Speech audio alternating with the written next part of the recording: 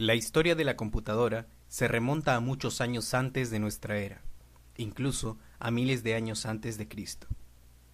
Uno de los primeros instrumentos utilizados para calcular fue el ábaco. El ábaco es un artefacto que sirve para efectuar operaciones matemáticas sencillas, sumas, restas, multiplicaciones. Consiste en un cuadro de madera con barras paralelas por las que corren bolas móviles, útil también para enseñar estos cálculos simples. Su origen se remonta a la zona de Asia Menor, muchos años antes de nuestra era. Blaise Pascal fue el inventor de la primera calculadora que funcionaba a base de ruedas y engranajes. El primer nombre que le dio a su invención fue máquina de aritmética. Luego se convirtió en la rueda pascalina y finalmente en pascalina. Este invento es el antepasado remoto del actual ordenador o computadora. Fue en el año 1642, con 19 años, que Blaise Pascal concibió la idea, con el fin de facilitar la tarea de su padre, que acababa de ser nombrado superintendente de la Alta Normandía por el cardenal Richelieu, y que debía restaurar el orden de los ingresos fiscales de esta provincia. Su invento permitiría sumar y restar dos números de manera directa y hacer la multiplicación y división por repetición. En 1645, después de 3 años de investigación y 50 prototipos, Pascal presentó su primera máquina dedicada al canciller de Francia, Pierre Séguier. Construyó una veintena de pascalinas en la década siguiente, mejorándolas con frecuencia. 9 de estas máquinas han sobrevivido hasta hoy en día.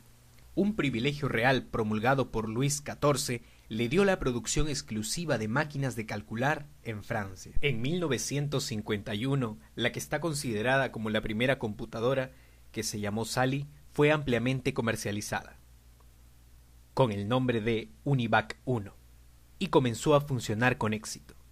En 1952, la computadora Univac se utilizó para realizar el recuento de votos en las elecciones presidenciales de Estados Unidos.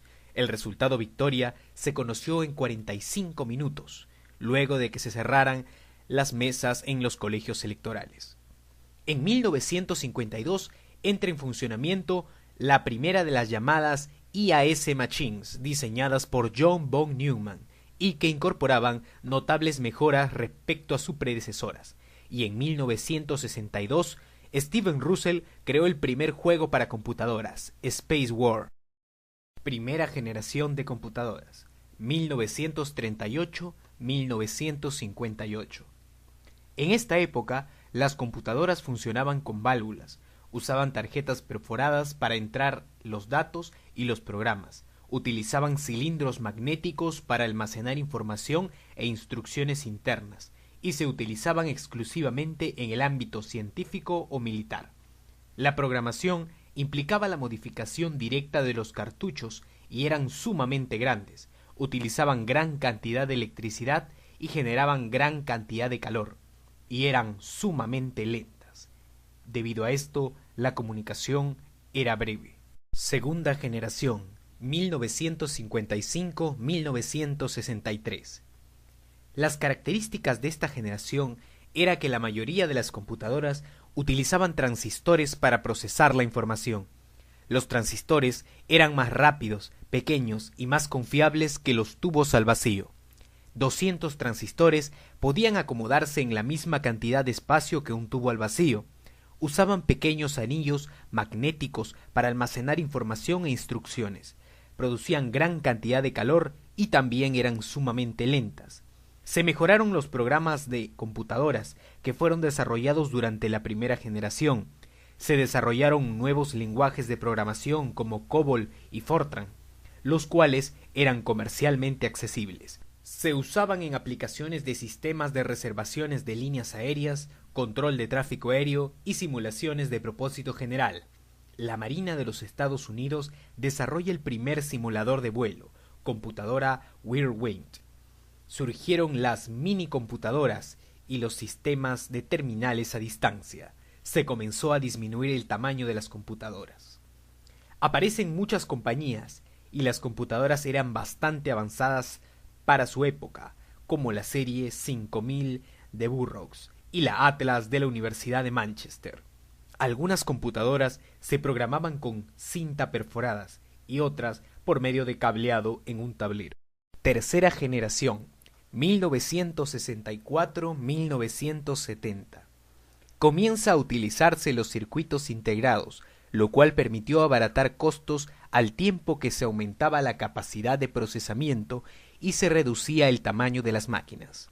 La tercera generación de computadoras emergió con el desarrollo de circuitos integrados, pastillas de silicio, en las que se colocan miles de componentes electrónicos en una integración en miniatura. El PDP-8 de la Digital Equipment Corporation fue el primer mini ordenador. Cuarta generación, 1971-1983. Fase caracterizada por la integración de los componentes electrónicos, lo que proporcionó la aparición del microprocesador, es decir, un único circuito integrado en el que se reúnen los elementos básicos de la máquina. Se colocan más circuitos dentro de un solo chip, LSI, Large Scale Integration Circuit, y VLSI, Very Large Scale Integration Circuit. Cada chip puede hacer diferentes tareas. Un chip sencillo actualmente contiene la unidad de control, la unidad aritmético-lógica. El tercer componente, la memoria primaria, es operado por otros chips. Se reemplaza la memoria de anillos magnéticos por la memoria de chips de silicio. Se desarrollan los microcomputadores, o sea, computadoras personales o PC. Además, se desarrollan las supercomputadoras. Una característica de esta generación es que se desarrollaron los circuitos integrados para procesar información. Se desarrollaron los chips para almacenar y procesar información, como antes ya se había mencionado. Se desarrollan los tipos de computadoras IBM 360 y DEG PDP-1. Otra vez, las computadoras se tornan mucho más pequeñas, más ligeras y más eficientes. Consumían menos electricidad, por lo tanto, generaban menos calor. Quinta generación, 1984-1989. Surge la PC tal cual como la conocemos en la actualidad. IBM presenta su primera computadora personal y revolucionaria en el sector informativo. En vista de la acelerada marcha de la microelectrónica, la sociedad industrial se ha dado la tarea de poner también a esa altura el desarrollo del software y los sistemas que manejan las computadoras. Sexta generación, 1989 hasta la fecha. Como supuestamente la sexta generación de computadoras está en marcha desde principios de los años 90, debemos por lo menos esbozar las características que deben tener las computadoras de esta generación. También se mencionan algunos de los avances tecnológicos de la década del siglo XX y lo que se espera lograr en el siglo XXI.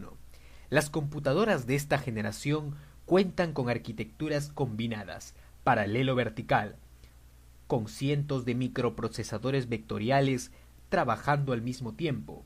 Se han creado computadoras capaces de realizar más de 1.000.000 de millones de operaciones aritméticas de punto flotante por segundo, teraflops. Las redes de área mundial, Wide Area Network, WAN, seguirán creciendo desorbitantemente, utilizando medios de comunicación a través de fibras ópticas y satélites, con anchos de banda impresionantes.